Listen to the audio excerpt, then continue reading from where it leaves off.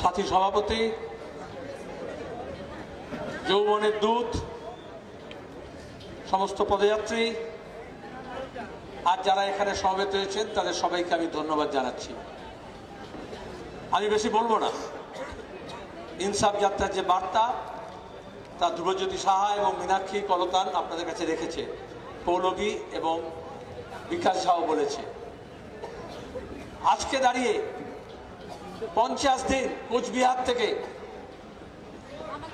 এই যে এতটা পথ ওরা অতিক্রম করলো, এখানে আজকে ইনসাফ যাত্রা শেষ হলো না। এ রাজ্যে এবং দেশে ন্যায়ের শাসন প্রতিষ্ঠার জন্য মিথ্যাচারের পর্দা ফাঁস করে সত্যকে প্রতিষ্ঠা করার জন্য যে অধিকার কেড়ে নেওয়া হয়েছে সেই অধিকার ফিরে পাওয়ার জন্য আজ থেকে নতুন পর্যায়ে লড়াই শুরু হলো। এই ইনসাফ যাত্রার সাফল্য আসলে বাংলার রাজনীতি, বামপন্থার রাজনীতির একটা নতুন মাইল ফলক। 12 বছর ধরে মিথ্যা মামলা, ঘর ছাড়া,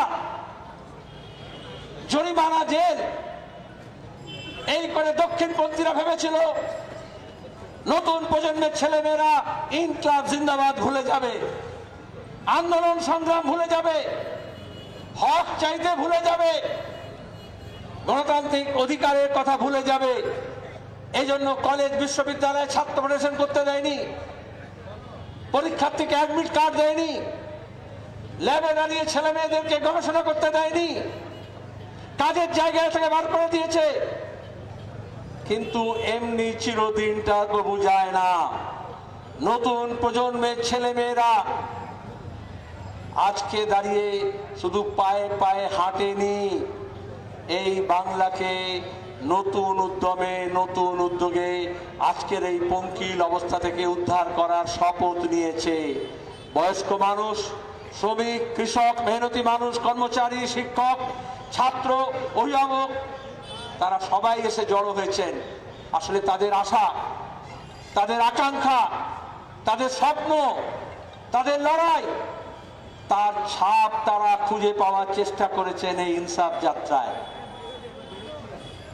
প্রচার মাধ্যম, টেলিভিশন চ্যানেল, খবরের কাগজ, তারা মনে করেছিল এই মোদি আর দিদিয়া যে তারা খবর দেবে না, রাজ্যের মানুষ জানবে না।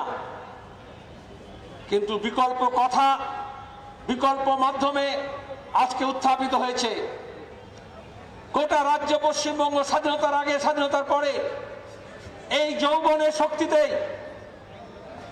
একটা বাম পন্থার একটা ইকোসিস্টেম পরিমণ্ডল তৈরি হয়েছিল। আরএসএস পরিকল্পিতভাবে, সাম্রাজ্যবাদী শক্তি পরিকল্পিতভাবে মমতা ব্যানার্জির নামে দক্ষিণ পন্থার চাষ করে বলেছিল লেগে পড়ো, ভেঙে পড়ো, লুটে খাও আর জুটে যাও। সেইখানে দাঁড়িয়ে যখন আমাদের রাজ্যের যৌবনকে চোরাই আর চোলাইয়ের পথে বইয়ে নিতে চেষ্টা করেছে, তখন ডিওয়াইফাই গর্বের সঙ্গে বলেছে বাংলার ভবিষ্যৎ চোরাই আর চোলাই ঠিক করবে না, লড়াই ঠিক করবে। আর সেই লড়াইয়ের ময়দানে শপথ নিয়েছে তারা। আপনারা দুহাত তুলে আশীর্বাদ করেছেন, যেখানে গিয়েছেন তাদেরকে আপনারা আদর যত্ন করে রাখার চেষ্টা করেছেন, যা জুটেছে তাই খাইয়েছেন। আর যখন আবেদন করেছে, আজও এখানে প্রতিদিন আপনারা টাকা পয়সা দিয়েছেন। একদিকে লুট হচ্ছে, একদিকে মন্ত্রীদের ঘর থেকে, তার সাঙ্গপাঙ্গদের ঘর থেকে, তার সিকিউরিটির ঘর থেকে সব বেআইনি টাকা পয়সা, গয়না গাটি, সম্পত্তির হদিশ পাওয়া যাচ্ছে। বাংলাকে ওরা শুষে নিয়েছে। কিন্তু এই লুটতন্ত্র চলতো না যদি বাংলার মানুষ ঐক্যবদ্ধ থাকতো। তাকে জাত পাত, ধর্ম, বর্ণ, উত্তর দক্ষিণ, মন্দির মসজিদ, বাঙালি অবাঙালি, রাজবংশী তপশিলি জনজাতির নাম করে ভাগ করা হয়েছে। ভাগ করে কি হয় আমরা মণিপুরে দেখছি। প্রতিদিন মেইতি এবং নাগাকুকির মধ্যে কিরকম সংঘর্ষ করছে, শুধু ভোটের বাক্স তৈরি করার জন্য। এখানেও দাঁড়িয়ে আজকেও মিডিয়াকে জিজ্ঞেস করছিল, আচ্ছা এই যে এতজন হাঁটলো, এই যে এতজন হলো, এটা কি ভোটের বাক্সে প্রতিফলন হবে? এটাই তো বড় প্রশ্ন। DYFI, Democratic youth federation of India. আমি গর্বিত আমাদের তারুণ্য, আমাদের যৌবন এই সংগঠনের মধ্যে অতিবাহিত হয়েছে। এই সংগঠনের কর্মী হিসেবে নিজের লক্ষ্য বুঝেছি। এই যে সাদা পতাকায় লাল তারা, এটা আসলে ধ্রুব তারার মতো আমাদের লক্ষ্য স্থির করে, আদর্শ ঠিক করে। যদি আদর্শে বলিয়ান থাকে, লক্ষ্য যদি স্থির থাকে, তাহলে কখনো মোদির কাছে গিয়ে, কখনো নাগপুরে গিয়ে, কখনো চৌরাস্তায় বসে আমি কোন পথে যে চলি আর কোন কথা যে বলি বলে তখন হাতড়াতে হবে না, লক্ষ্য স্থির থাকতে হবে।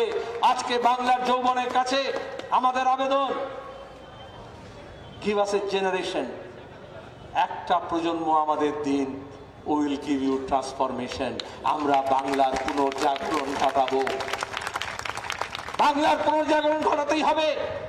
স্বাধীনতার আগে, স্বাধীনতার পরে এই বাংলাদেশকে পথ দেখিয়েছে রাজনীতির পথে, বিজ্ঞানের পথে, যুক্তিবাদের পথে, অর্থনীতির পথে, সংস্কৃতি, শিল্প, সাহিত্য।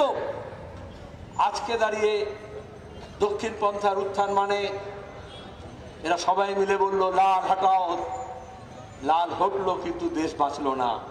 তাই দেশ বাঁচাতে হলে আবার লাল ঝান্ডাকে মজবুত করতে হবে। তারাটা আপনারা নিয়ে গোটা রাজ্যে ঘুরেছেন, এবার চাই চাষির হাতের কাস্তেটা। এই যে সলিল চৌধুরীর শতবর্ষে শুনলেন না, এই সামালো ধান হে কাস্তে দে দাও শান হে। যদি আমাদের শত্রুপক্ষ মনে করে কৃষকের কাস্তের শানটা একটু ভোতা হয়ে গিয়েছে, তাহলে আপনাদের মাধ্যমে গোটা রাজ্যের কৃষক সমাজকে বলবো, কমরেড, কাস্তেটাকে আরেকটু ধারালো করুন, আরেকটু শান দিন। তাহলে ধানও বাঁচবে, মানও বাঁচবে, রাজ্যটাও বাঁচবে। আর হাতুড়িটা খেটে খাওয়া মানুষের, মেহনতি মানুষের হাতিয়ার, সেই হাতুড়িটা মজবুত করে ধরতে হবে।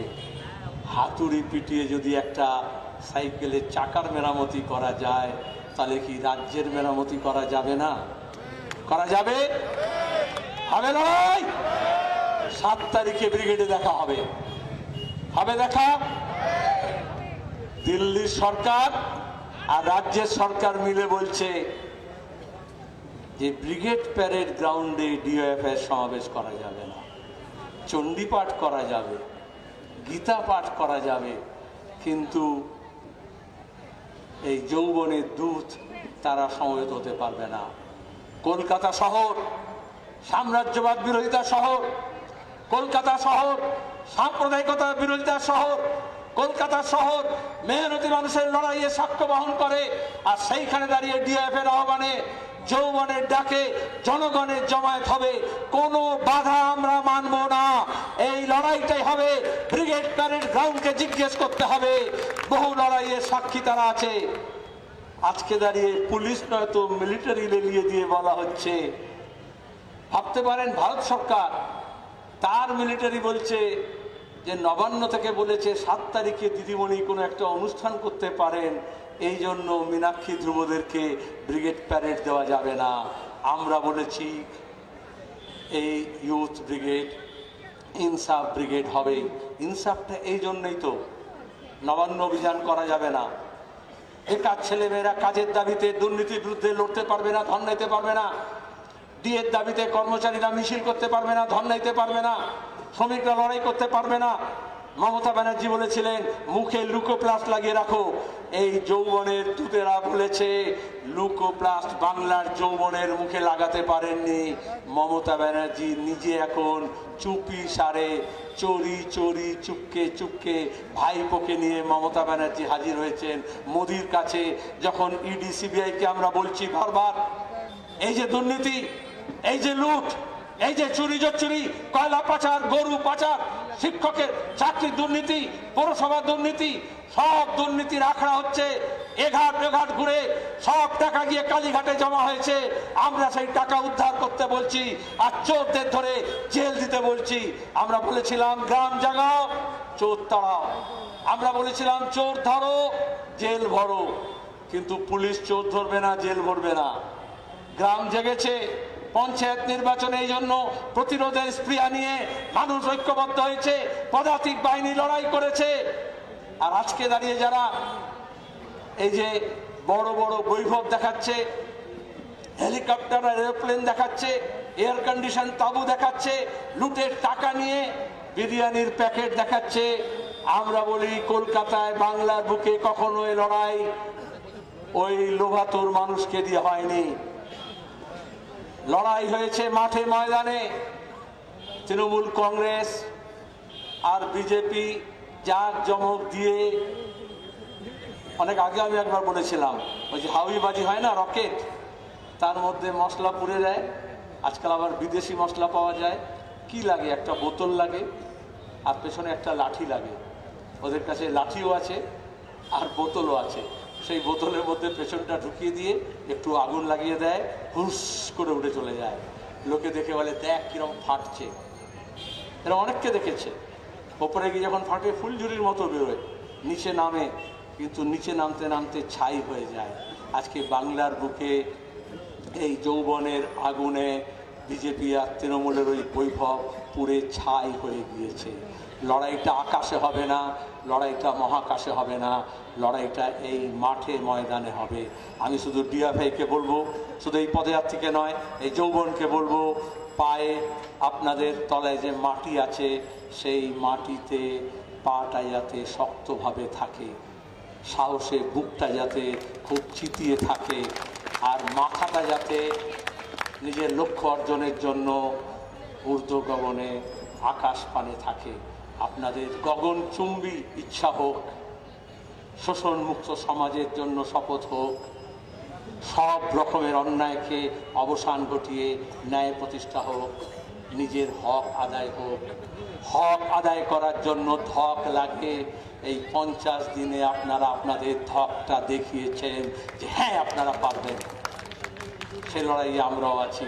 খেটে খাওয়া মানুষ, মেহনতি মানুষ, শ্রমিক, কৃষক, সব অংশের মানুষকে বলবো আপনারা সবাই আসুন, নতুন প্রজন্মকে নতুনভাবে উৎসাহিত করুন।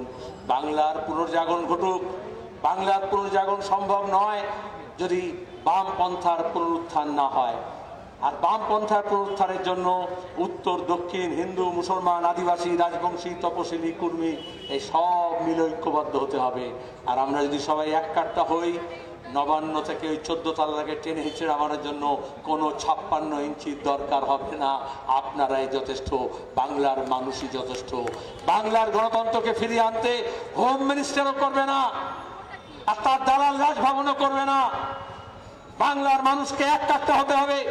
পাহাড় থেকে সমতল পর্যন্ত আমরা যদি সবাই একসঙ্গে হই, তাহলে আমাদের ভবিষ্যৎ আমরাই রচনা করব। আর তার সূত্রপাত আপনারা ঘটিয়েছেন। এগিয়ে চলুন, আমরা সবাই সঙ্গে আছি।